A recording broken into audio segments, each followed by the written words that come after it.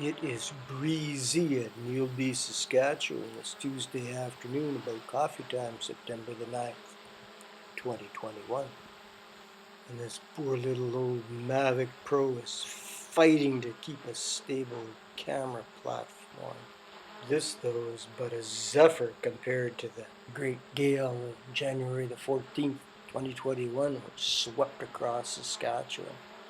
Might have caused the collapse of the cover on the portal here on this elevator built by Maple Leaf Milling in 1914.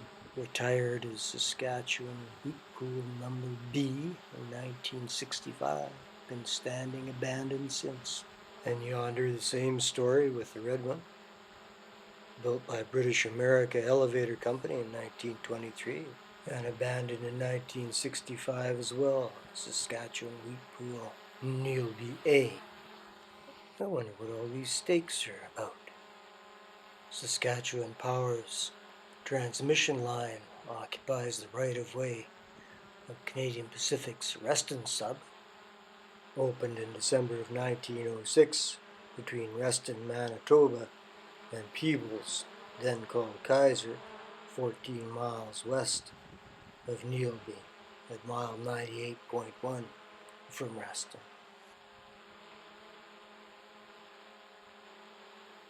There was never a station at Neelby, not even a freight passenger shelter.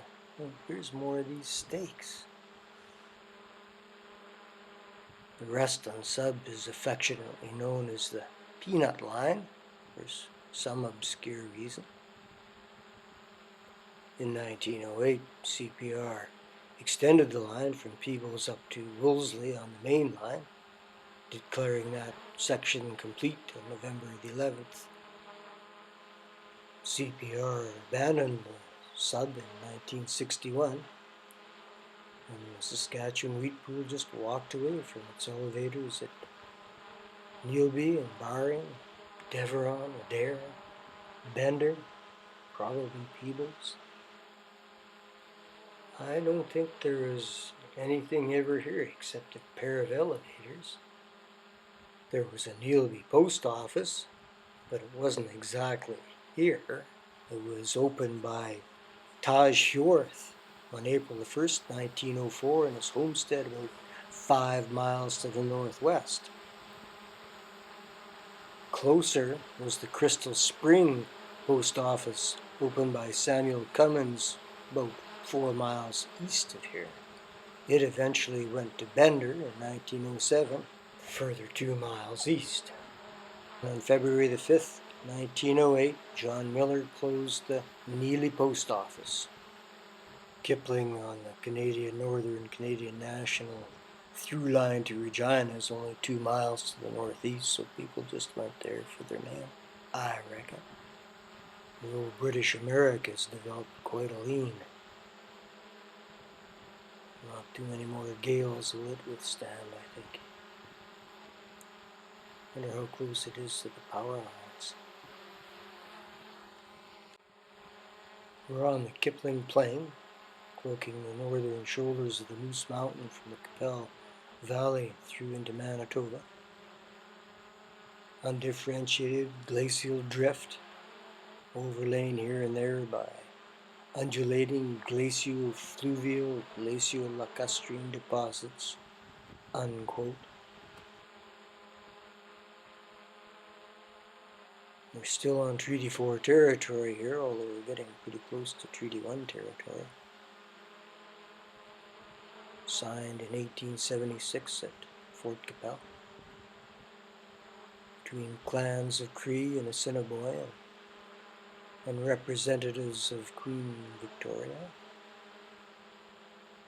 agreeing to share this land.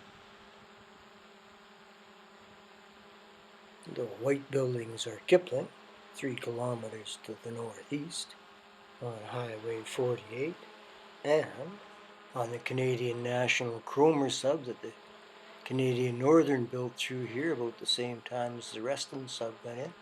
It's about a mile away in here, roughly paralleling the CPR up to Peebles when the Reston sub takes off to the northwest for Wolseley.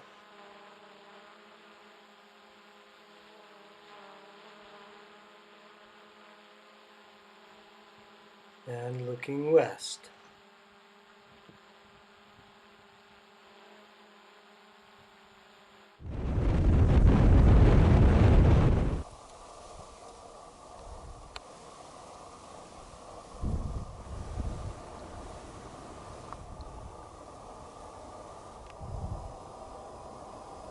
Of course, this little wide spot on the railroad was never incorporated.